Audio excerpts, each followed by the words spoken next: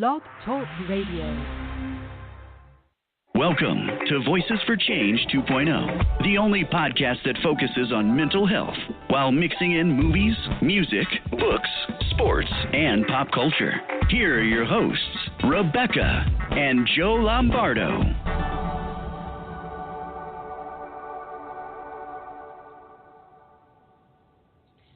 Hey, good morning, everybody. Thank you for joining us here at Voices for Change 2.0. We are so glad to have you. Yes, howdy, good morning. Welcome to whatever the hell day it is in August 2018. We are so happy that you're taking time out of your day to listen to us, and hope that this summer is treating you awesomely. Absolutely. You know, if you follow baseball, root for the home team and all that.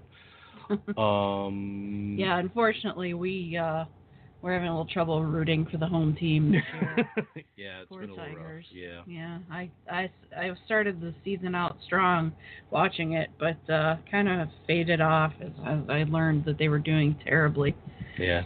But so how many of our listeners follow Orange is the New Black out there?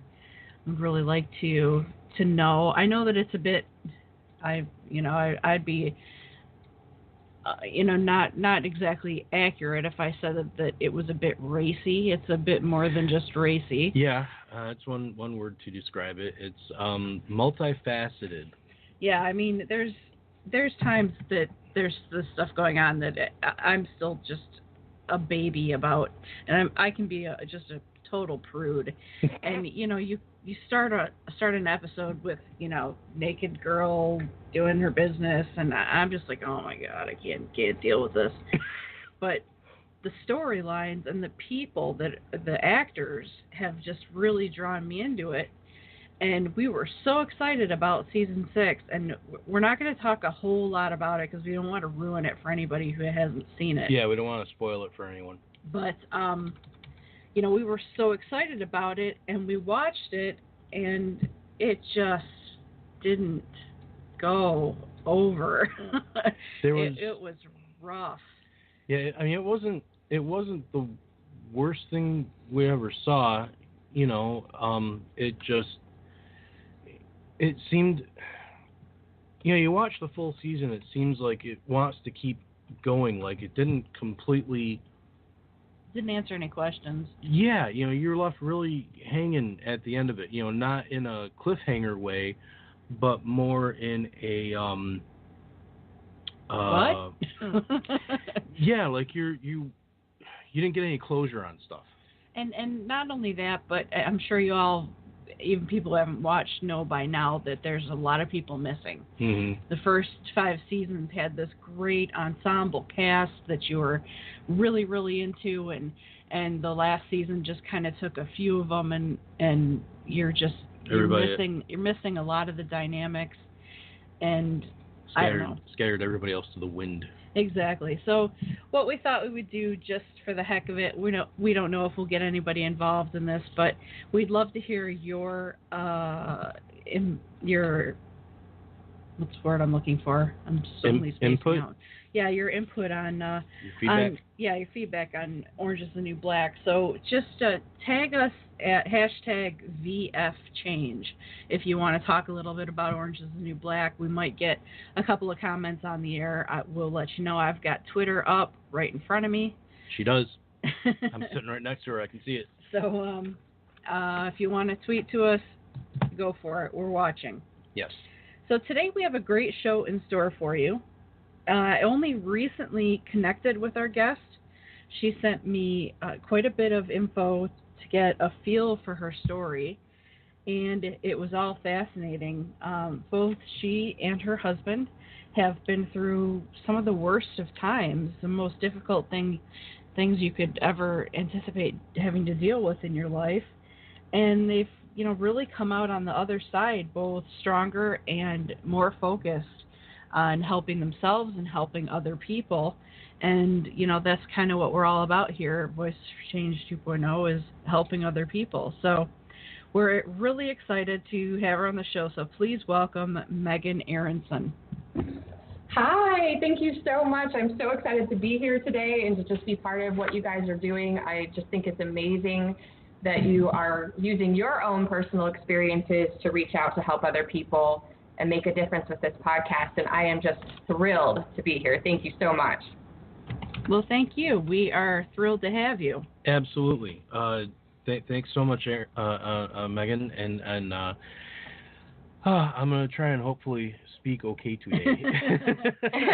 Talk so good. I can just talk not good. So we're both doing that. We're both stumbling over our words, and we've been awake for hours. Yeah, too. we have. Maybe that's the problem. Yeah, usually we're pretty still asleep. Yeah, usually we roll out of bed with like 5 minutes to spare, and we're on the show. But today we've been awake. We can't really say that to her though. She's 3 hours. Yeah, well, I was gonna say thank you so much for waking up early to be on our show. Thank you. As you mentioned, you're in Arizona there, beautiful country, beautiful part of the United States of America, and Beck and I both love out west. We are in a suburb of Detroit, and we seriously lack mountains. I'm just going to put that out there. And we lack warm weather year round too. I'm okay with that. I know you are, but I'm not. I'm finding as I get older, I appreciate cold weather more. But back in 2005, actually during Hurricane Katrina, right? Yeah. Maybe. I'm yeah. not sure. We took a trip out to Vegas and drove. At one point, we drove to the Grand Canyon. So I think we drove through Arizona. So I think that's where it is. And just beautiful country. Just absolutely love it. The end. Yeah, I agree. It's wonderful. I'm very lucky to live just outside of Sedona, where we've got the Red Rocks, and people come from all over the world to visit here. And it's my backyard. I'm very blessed. Oh, you're lucky. And so it was the backdrop for this whole story, too, Is that where the concerts are at Red Rocks? No, that's actually, I think, a different place. Oh, we don't really have concerts anymore. Yeah, that's in Colorado. Yeah. Now I remember. Okay. Yep. All right. Well, let's. We're getting older on the whole concert thing too. Yeah, that's true. Well, let's get started. If you don't have any questions for us, we're gonna jump right in. Yes, let's go for it. Sweet. Okay, so our first question that we ask pretty much all of our guests is, where does your mental health journey begin? Well, for me, I kind of always struggled with depression on and off since I was in my teens, and a lot in my early 20s. But then I had a really good long period of, meeting my husband, starting a family, buying a house, where everything was really good. I didn't struggle with any mental health issues. And then in 2009, that was when the recession had just hit, and we lost everything in the recession. We lost our house that we had bought, our little fixer-upper, and my husband took a 50% pay cut at work. I lost my job. We lost a baby right around the time to a miscarriage. And then people started dying left and right. And first it was 5 people in 5 months, and then it was 21 deaths in 5 years, over the next 5 years. And to this date, it's at 30 people since 2009. And, it was just so much to walk through that grief, to just never have a point where you could kind of just take stock and take a breath. It was just one after another, after another, after another, and I was barely recovering from one before another one hit. And then during all of that, what I didn't realize is that my husband had actually been hiding a addiction to painkillers. He had injured his back lifting the toilet for his grandmother about 2 months after we met. And, this was at the height of the Oxycontin movement, and it was just like doctors were giving it out like candy, and it was kind of seen as a miracle drug at that time. Like, oh, we finally have something to take pain away. And so, he started taking the painkillers, and he tried everything not to be on them. He tried acupuncture. He tried physical therapy for over a year. He considered back surgery, but he was terrified of kind of going under the knife and having something go wrong, turn paralyzed or something.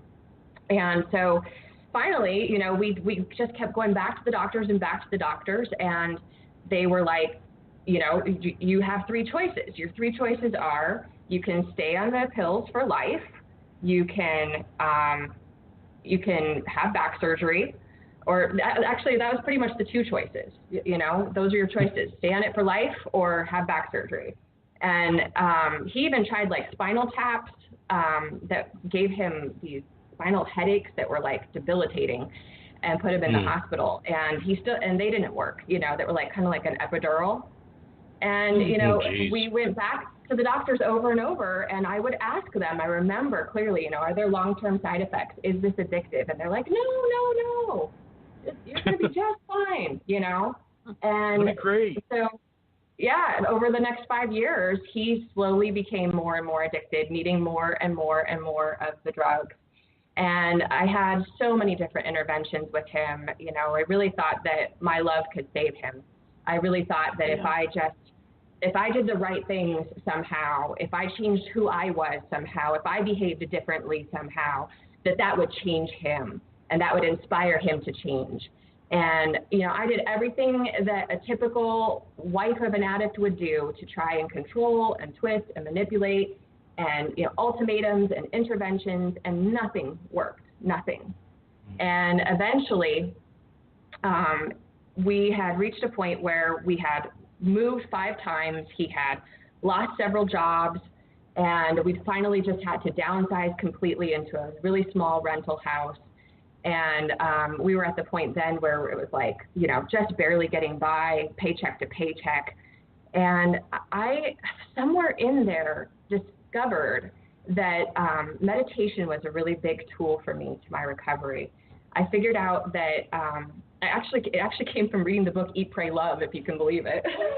And when Elizabeth Gilbert went to the ashram in India and fumbled awkwardly through learning meditation, I learned it with her in Sedona on the back patio of my porch under the red rocks. And it was the first peace I had felt in those 5 years of so much loss and grief.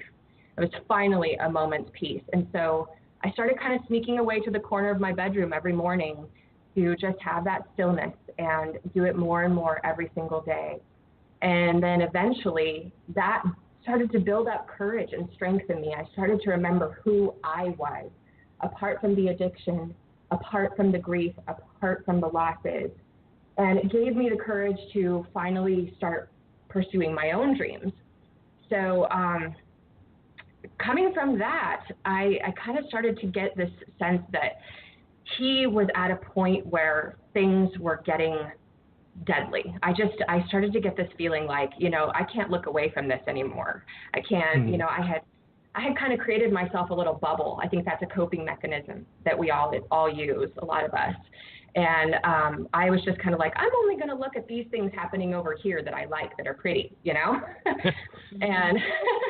and because every time that I tried to confront him, it was turning it back on me and the manipulation and just anything that he could do to turn me off of his scent, And finally, I realized something was up. And one morning I woke up and found a text message on his phone.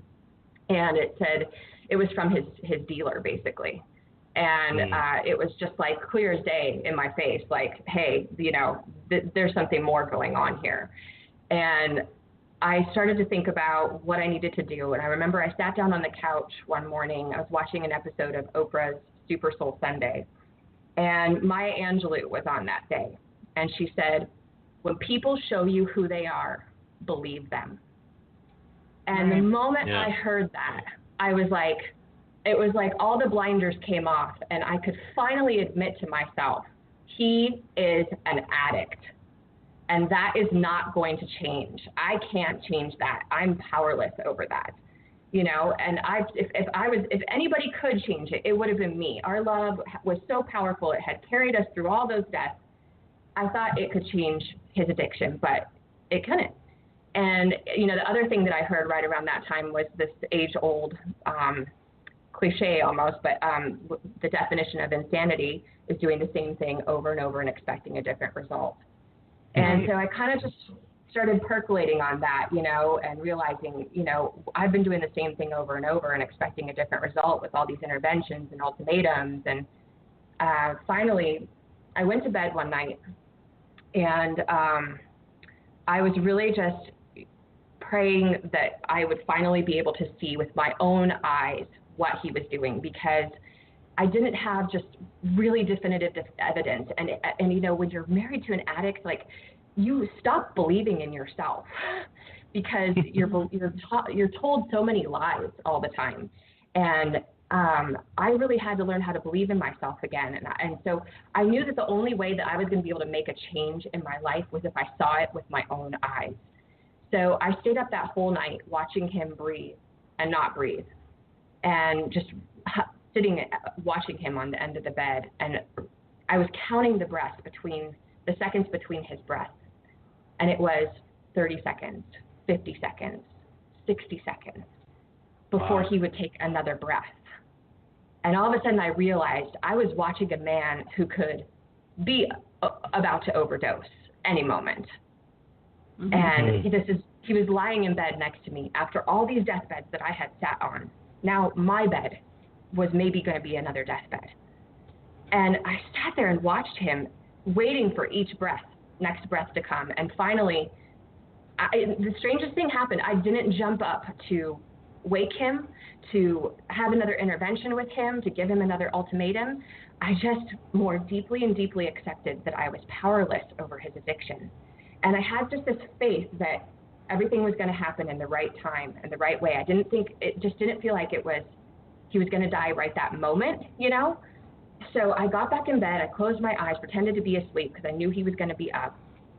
And he got out of bed, did his usual morning routine, went out to the car, went into the bathroom, locked the door, turned the fan on. He did this like 18 times a day. Wow. And I can't believe now, looking back, that I didn't really fully think something was up. He just had his gallbladder taken out, so he said it was gallbladder issues that made him have to run to the bathroom all the time. So I believed that, and I still feel like such an idiot for believing that. But, you believe what you want to believe about people. You want to believe the best about your spouse. You want to believe that they're going to always tell you the truth, And I laid there, waited for him to go in the bathroom, and I got up, and I was like, I got to see with my own eyes. So I went and I tried to look underneath the bottom of the door, and I couldn't really see anything other than he obviously wasn't sitting at the toilet. And I heard some noises, the sink running, but it just wasn't enough. So I went outside, I stood on my patio, and I just looked up at the sky, and I said, I need overwhelming evidence now. Please show me. And in that instant, I saw in my mind a vision of walking around the outside of my house and walking up on my neighbor's patio, which was about 10 feet above our house, and looking down in the bathroom window from the outside. And it hit me like a bullet to the chest, that vision. Like, why haven't I thought of that all this time? And I knew I had to just do it quickly. So I ran around the house. I got on a white rickety chair, lawn chair, stood up on it, looked in the window, and saw my husband shooting up. Wow. And he was actually at the point of grinding up the pills, turning them into a liquid form, and he was injecting 4,000 milligrams of Vicodin a day, which is the regular dosage is about 60 a day. So wow. That was my life-changing moment, and I knew from that moment on that I could never, ever go back to being who I was before then, to being this scared, helpless doormat of a woman. I just could not go back to that. And now that I had seen the truth, I knew I had to do something about it. And so I got in the car, I drove around all day looking for help, for somebody to come help me confront my husband. And I didn't really find anybody that was willing to help. People don't really know what to do in a situation like this. We're not trained. We see sticky situations like this, and it's like, oh, I don't want to get involved in your mess, And so I ended up just having to walk back into the house alone. I had one friend come with me just to make sure that things would be safe. I didn't know how he would react when I confronted him and said, I know what's going on. And I walked back in that door and I just looked at him and said, I know everything. I had found his needles the night before as well, hiding in our kids' closet or in our closet where our kids could reach them. Yeah. And I said, I know where they are. You need to go get them and get them out of this house, and you need to leave. And it was the first time that I wasn't trying to create an outcome with him. I didn't kick him out to get him to go to rehab. I kicked him out because I realized I could no longer be married to an addict.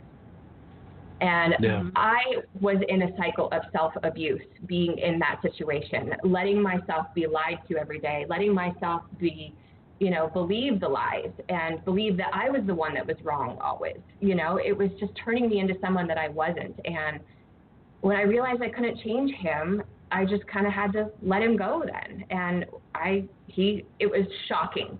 He actually just stood up, went and got his things and left without any fanfare. And as he was getting in his car in the driveway, I just looked at him and said, for a moment, I remembered that this is my soulmate, the man that I loved with every fiber of my being. And I just looked at him and said, you go get better, and then we'll talk. And the thing was that, it still wasn't his rock bottom at that point. He left and he went and he stayed with somebody that was another bad situation, and he got really angry and he did some really horrible things right off the beginning, including taking all of our money in the middle of the night. He went to the ATM and took everything but $50. I was left with 3 kids and $50 overnight. Jeez.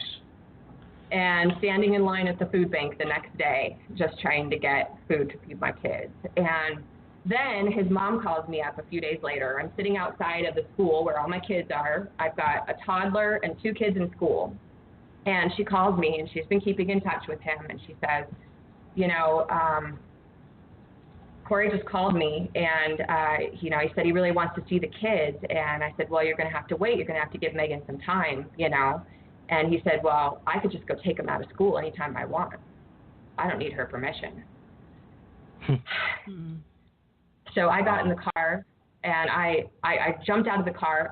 I walked into the principal of the school, and I said, my husband is not in his right mind to take my kids out of school. I had to tell the principal of my kids' school, my husband is an addict, and he's not safe to be around my kids. Can you please not let him take my kids till I can go get some sort of legal documentation? And I ended up having to go file a protection order against my own husband to make sure that my kids would be safe. And the way our legal system is set up is that those protection orders, they work for a year. So I had to decide for a year he might not be able to see his kids. And if I had gone and lifted that at any time, they could have and then he had relapsed, they could have said, oh, well, we're not going to give you another one. So I had to be really careful, Right. And in the meantime, he did finally go and get into rehab. But I really felt like he was kind of putting on a show. He's a timeshare salesman. So he could sell anyone anything, and he could sell people on sobriety too. And so it was going to take a lot to convince me that he was going to get better. And I didn't even care at that point. I was already going to file for divorce. I was done. And I was just kind of, he was sending me text messages here and there. But what happened, you guys, was so incredible. On the 8th day of rehab, while he was just kind of playing at rehab, the police officers showed up to serve him with the protection order.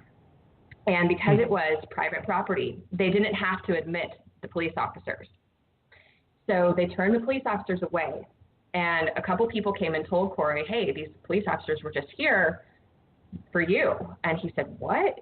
And do you know what that man did? He walked out of there and he ran down the street and chased the police officers down because he had finally decided he wanted to confront the truth of his life and himself and his consequences of his choices. And they served him with the protection order and told him he was not going to be able to see his wife and kids for a year. And that was the moment that he finally hit his rock bottom and finally committed to rehab. And wow. he ended up taking it much more seriously from that point forward. He ended up going in and out of the ER 3 times. The detox was so debilitating. He lost 11 pounds in 3 weeks. But a month later, he graduated rehab and came back to Sedona, even though at that point we still had the protection order in place. He wasn't allowed to have any contact with us. And he kind of had held out the hope that whole time that even though I wasn't talking to him, somehow he was going to be able to win me back. And that was kind of what kept him going in rehab. He had seen me post a picture on Facebook, and I was still wearing my wedding ring in the picture. And that was the only tiny bit of hope that he needed. And little did he know I had only put my ring back on for the picture. I was still planning on divorcing him. And so 55 days later, we met in court, and he had decided he wanted to contest the protection order so that he could see the kids. And I had spent 3 days just not even being able to pay attention to my kids, trying to prepare for this big battle in court, bring out all the guns blazing of how, all these terrible things he'd done. And I had all this evidence, and, we had family members on each side that were going to have to testify against us, each other, it was just going to be a nightmare. And I show up to court, and it's the first time I've seen him again in 55 days, and he just looks so completely different immediately. And I noticed right away when I walk in, our lawyers are talking like they're old friends. And my lawyer comes back over to me a couple minutes later, and she's like, turns out I know his attorney. We've been friends for years. And she said, you're not going to believe this, but they didn't come here for a fight or a battle. He is absolutely willing to do anything that will make you feel comfortable and safe so that he can see the kids again.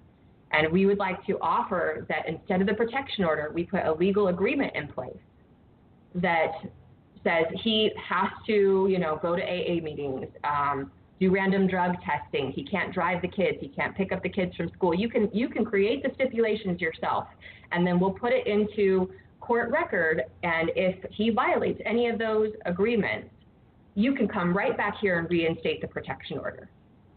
Huh. And I was just like, I mean, what a miracle, right? I thought that the legal system is set up so black and white, it was like, it's either this way or no way at all. And there was no way I could ever have imagined that there would be some sort of a middle road that we could find that would make me feel safe, because I never wanted to keep the kids from him. Never. It killed me every day. My 3-year-old literally beat me daily because he was so angry he couldn't see his dad. Jeez. It was horrible. I wanted to put them in the car and take them to him once a day, just for them, for their sake. And so I looked at the attorney and I said, okay, but I need to see him and talk to him first before I can agree to anything. So 5 minutes later, I'm sitting across. Yeah? Hey, Megan. We hate to interrupt. Yeah. I'm sorry. No, it's riveting, and that's why we haven't wanted to jump in or anything, but we're about almost a half hour in. We want to take our first break. Give you a chance to get some water. Yeah, I get passionate when I start telling my story. Sorry, I kind of went off there. No problem at all. We're going to take a break. We're going to be listening to "Losing My Religion" by Ginger Minge. See you on the other side. See you on the other side of this.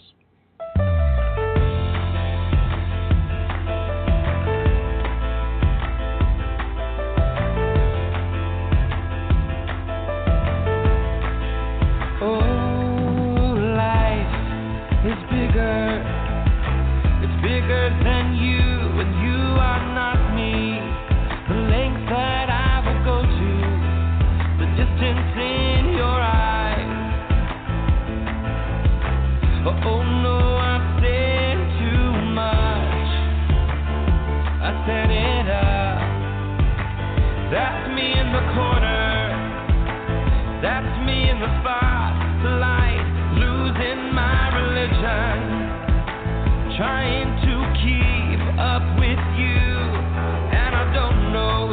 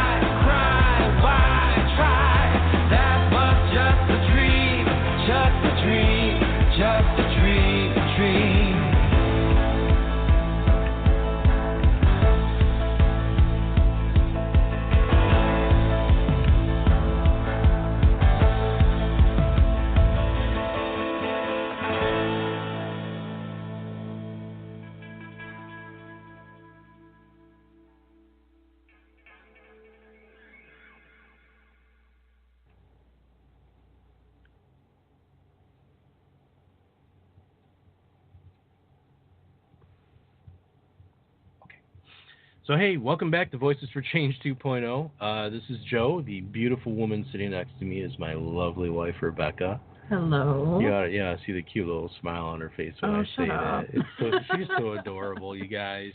I'm telling you what, I am a lucky man. You're really only am. talking like that because you're not sure if he's recording or not. No, I'm saying that because it's the truth, because I adore you. Yes, dear. So, if you're just tuning in, we are deep in a hot discussion with Miss Megan Aronson about her mental health journey and her husband's journey with addiction. And it's just a riveting story, Megan. We haven't wanted to chime in and say anything because we're captivated by it, you know. Mm-hmm. Thank you. You're doing the show for us. Yeah. Well, thank you. I appreciate it. It's wonderful to be able to share this story. What kind of support system did you have when things were at their worst? You know, I really basically had just kind of my parents at that time and a couple of really good friends. And I wish that I had reached out more for more support. I didn't discover 12-step programs for the families of addicts and alcoholics until about a year or two later. And, you know, I always thought that was it was for people that just couldn't get their stuff together. And I found out that it was actually just people that want to just walk with you on the journey and just walk alongside you and provide their experience, strength, and hope and help you through it. And it really, when I finally found it, ended up saving my life. It really did. And, that's good. Yeah. But, you know, going through it at that time, I really was just relying on myself and a higher power. And I think it was actually kind of good because it forced me to learn to rely on myself again and learn to trust myself again and to see that actually my intuition was right about a lot of things. And that really was what saved me and got me through that time. Was I continued to believe that something good could come from all of this, because even all of the losses that I had experienced, even at deathbeds, I had found moments of beauty and deep meaning, being able to show up for people in that time in their life, at the end of their lives.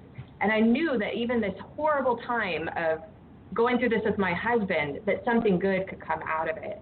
And he found that hope too while he was in rehab. And he held out that hope when I couldn't. When I met him again that day in court, he was already fully confident he was going to find a way to win me back, even though I was still planning to file for divorce. And I knew when I saw him again that first time after 55 days, I knew he was my soulmate again, now that the addiction was out of the way. You know, he would say to me later, the real me would never have done those terrible things to you. And he was right. It was the addiction. It was the disease that did it. And, you know, I know it's hard sometimes to believe that addiction is a disease, but in all of the learning that I've done since, I truly believe that it is a disease. And at first I didn't like that. It kind of felt like a cop-out, you know, like, well, you made these choices, dude, you know. But when he said that to me, the real me would never have done those things to you. That was what did it for me. I was like, you're right. I know the real you loves me and would want to protect me and would never want to put me in harm's way. So I think that I think that you can say that it's a disease because it can be inherited. It can go down through generation after generation after generation. Yeah, it does. That's why they call it a family disease. You know. Yeah. Exactly. And I could just think of one person off the top of my head. I don't know if you're familiar with Judge Mathis. On his show, when he brings in people that are testifying, that say that they have a disease, he screams his head off at them and says, "Oh no, addiction's not a disease; it's a choice." And I've always disagreed with that, and it's actually made me stop watching the show. Yeah, but because I firmly believe, you know, my brother died in 2012 from, you know, he had an accident, but he was high when it happened. So, sorry. Thank you. Thanks. He was a lifelong alcoholic, and we did everything that we could, and there was just no turning him around. And your grandfather was.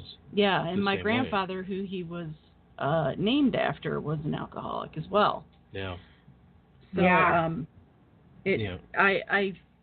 the other way, really quickly, that I relate to your story is that I was also on Oxy for a year and a half because of my sciatica, and due to the things that had gone on in my family, I would stop taking it periodically, just to make sure, I wasn't gonna just flip out and say, oh my God, I have to have it. And I was very lucky that it never became something that I depended on. I was upset when they took me off of it because I didn't know how it was going to fix my pain, but it was never a situation where I was physically sick or physically saying I must have this. So, I just wanted to touch base with you and let you know how and the various ways that I was relating to your story.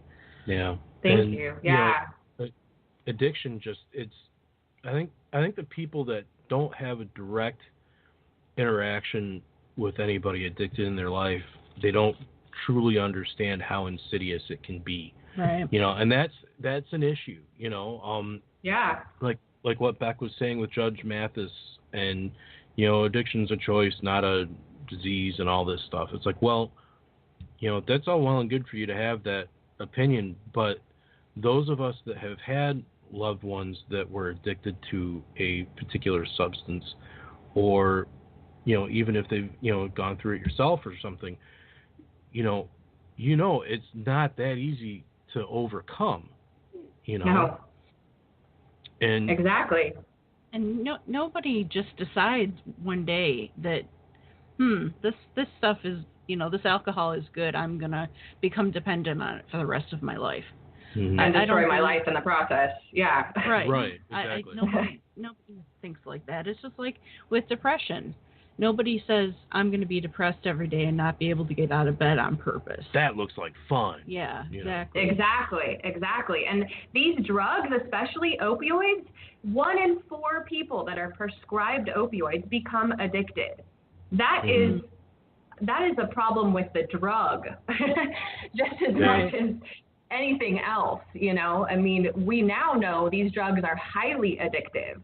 And we've seen that with this opioid epidemic, that this is cutting across race lines, gender lines, partisan lines. We were a typical middle-class family.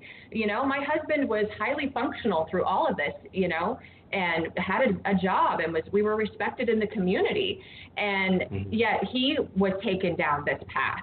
And he said, he would say to me, he wished for some way to be able to fix it. And actually, the night before I kicked him out, he had prayed that he actually had prayed to be found out, because he said he just could not figure out on his own how to stop, even though he wanted to so badly. And I would love to share kind of the happy ending to this story, if you guys don't mind. Absolutely, go ahead. Oh yeah. Kind of end it on a positive note here. Yeah. Because it's just so amazing what happened next, because it's just miracle after miracle. I can't even begin to explain. That day we ended up, putting this new agreement into effect. He agreed to everything that I asked for, the random drug testing, the going to AA meetings, all of that. Thank God for programs like AA, by the way. And I walked out of that courtroom, and I walked over to him on the side of the court, and I said, "You want to see your kids today?" And he's like, "What?" And I'm like, "Let's meet at the pizza place in half an hour." Like, I've been waiting for this moment for them, and it was like a hole just closed up in my heart and in my kids' hearts the moment they got to see their dad again. And here he was. He had gained 50 pounds after losing 11. He was down to 135 pounds as an addict, and then lost 11 in rehab, and then gained 50 above that 135, going to the gym every day. And he started to win me back. We did the hard hard work of putting our marriage back together. We had to go back over all the losses that we had experienced because he had just been numbed out during all of that and kind of had to relive them in a way. And I had to say, you know, this is what it was like for me. I wasn't numb. I had to feel it all, you know. And in that process, something happened where he was able to be very empathetic and very present in a way he never had been. And I don't know how, but it's a miracle. But I walked outside one day and got the mail, and I got a letter from my attorney saying that he was firing me for no reason. Nothing had gone wrong. I had no idea. He says, I can no longer represent you in filing divorce from your husband. And I just looked up in the sky and I laughed, and I was like, you must know something I don't. And I just tried to have faith, you know, like, okay, so far I've been led to all the next right things on this process, so this must be another next right thing. And that opened up the door for us to start talking. He would come over and make dinner for the kids, and in the evenings we would talk afterwards. And one night I got really brave and I asked him out on our first date. And I got to fall in love with my soulmate for the second time in my life, you guys. I mean, who gets to do that? Who gets to do that? It's just, I got to fall in love all over again. Yeah, it's just, and when you know, it was a scary road to know that relapse was always going to be a possibility. But after everything that I've been through, I know that just to be alive is to take a risk every day. You know, you never know what's coming around the next corner, you know. And I would rather risk it all to have love, you know, for however long I can. And I really feel in my heart, he's now 5 years sober next month, you guys. Hey. And awesome. I believe that he will continue to be sober. He just recently was promoted at his job, and about 4 months after we reconciled, we found out we were pregnant and expecting another baby, and we named her Kama, K-A-M-A, and it means love, because we really feel that love was what saved us and got us through all of that. Nice. It's a great story. Yeah. That's so nice. Congratulations. It's a pretty powerful story. Thank you. I'm all warm and fuzzy. Well, did you want to get in and talk a little bit about your book that you've got coming out? Yeah. My book is called Rise Again, and it is the story I just told you, a lot more in depth, and just how we managed to put our marriage back together. You know, only 3% of addicts actually make it through rehab, and 115 people a day are dying in this country from overdoses. So I just feel like we really need to get these stories of hope out there in this opioid crisis. You know, for a while there, it was in the news, and Trump declared a federal state of emergency, and, you know, put up some more money for it, and they did some studies, but then it kind of died out, kind of fizzled out. And I think that we just need to keep it in the forefront, because I think it's going to be an on-the-ground movement. I don't think it's going to come down from our government as much, the support that we need for the addicts on the streets, for their families. You know that 50% of Americans have a loved one who is addicted or who has died of addiction. I mean, I don't know anybody who's not touched by it. Do you? Everyone I know knows somebody. Yeah. And we have to talk about the people on the other side too, you know, about people like me, the spouses, the parents, the loved ones, because they are just as deeply affected from alcoholism and addiction, and they need support as well. I would not have survived if I hadn't gotten into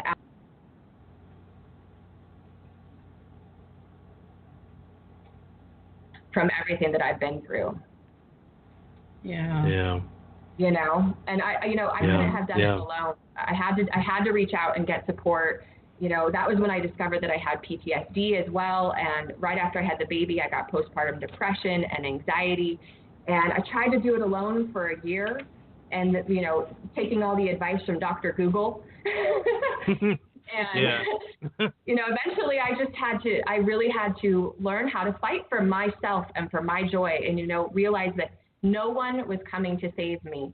And even when I was deeply depressed and I could barely get out of bed in the morning, I had to make a decision inside myself that I was going to fight for my life and my joy and reach out, even though literally my arm felt like it weighed 5,000 pounds. The phone felt like it weighed 10,000 pounds. But I had to pick it up. I had to talk to other people that knew what I was going through, had to reach out and get therapy and counseling, go to support groups. And now, after a couple years doing all of that, I ended up developing a seizure disorder. I was having up to 20 seizures a day.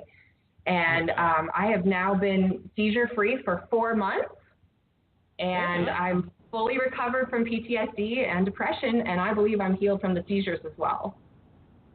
That's awesome. Yeah. That's great. That's scary too with the seizure thing, but to have come so far, I mean, it's a journey, and God bless you for getting through it. It sounds like you're a survivor is what I'm trying to say. You just and it's awesome that you're telling your story, because there are so many stories that don't get told, and half the reason they don't get told is because people are afraid to come forward, or even acknowledge what they're going through. And when we come forward with our stories, it shows these people that they're not alone.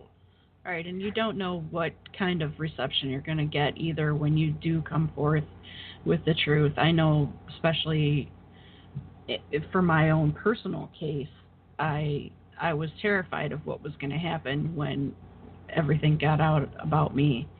But, thankfully I had a positive reaction and I could go forward and keep talking about it, because I think that if it would have been all negative, I don't think I would have been able to keep moving, and I think it would have gotten to me. So that's a little bit of the scary prospect of who's going to say what or do what with your story. So exactly. Yeah, we've just been shocked though by how people have been so supportive of our story.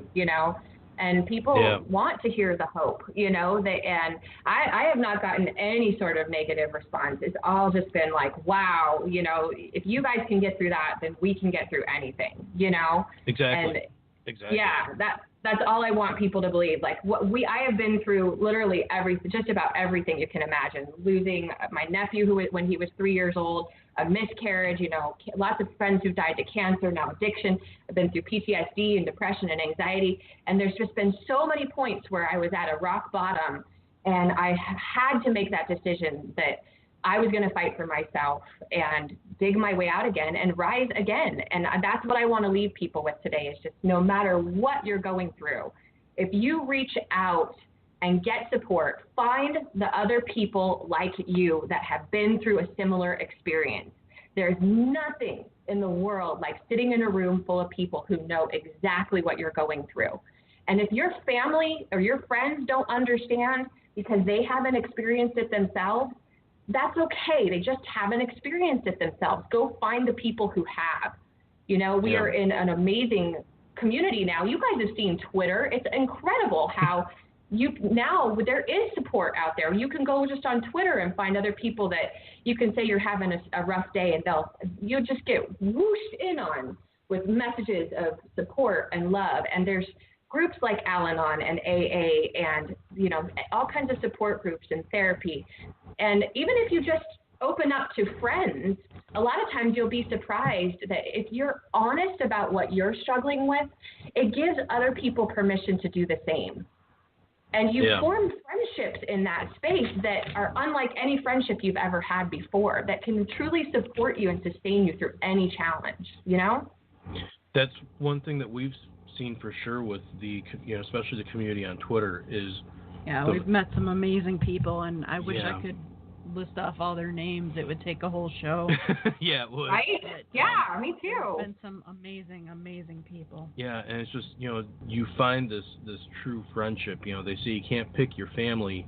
I would venture to disagree on that. Yeah. Yeah.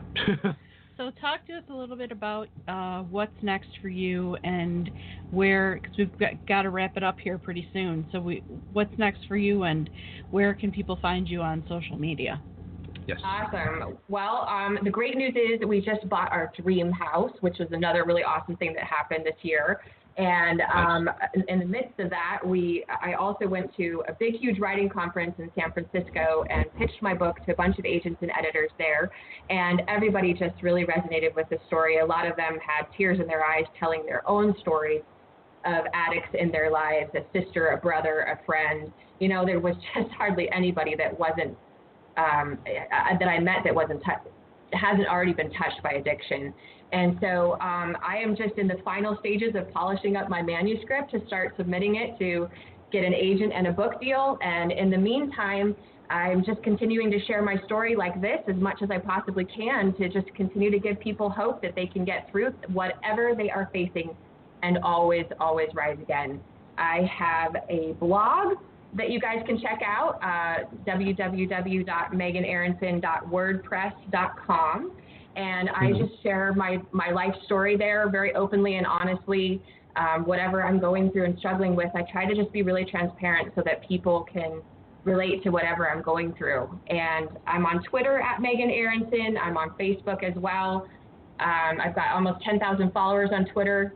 Going to hit 10,000 this week, which is really exciting and really neat just to be part of that community on Twitter. It's just, I can't even begin to tell you. I met you guys, first of all, and, you know, and just to be able to be part of something like this is just it's so meaningful to me. You know, I just want to leave everyone with the message that, you know, even if you can barely get out of bed right now because you feel like the world is so heavy, whether it's with grief or loss or depression or anxiety, or if you're married to an addict or you have an addict in your life, just know that, you know, love can find you no matter where you are. And even when you feel hopeless, even when it looks like everything is stacked against you, miracles can happen that are completely out of your control, that are things that you would never have planned for, never could have dreamed in your mind. And you can end up on the other side. You will get through this. You have already survived so much. Whoever is listening to this right now, I know you have already survived so much. I know one thing about you. You are a fighter, and you will keep rising again. Nice. Thanks, Very nice. Thank you for wrapping it up like that. We really appreciate it. We've had a great time talking with you today and hearing your story. You know, we wish continued success, especially with the book. Let us know once you know you've got your deal and it's going to be getting out there. You know, we'd love to have you help you promote it. Yep, I'd love to have you back on to help promote it. And thank you. We're going to finish out the show with Hillary Cole and the song "And I Love Him." Megan, stay on the line, and we'll see everybody next week. Have a great week. Thank you so much for having me.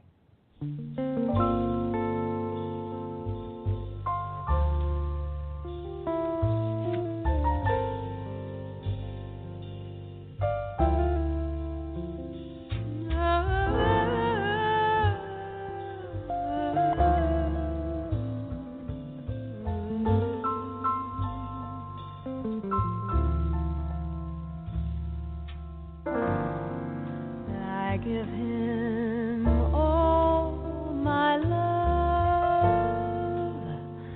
That's all I do. And if you saw my love, you'd love him too. And I love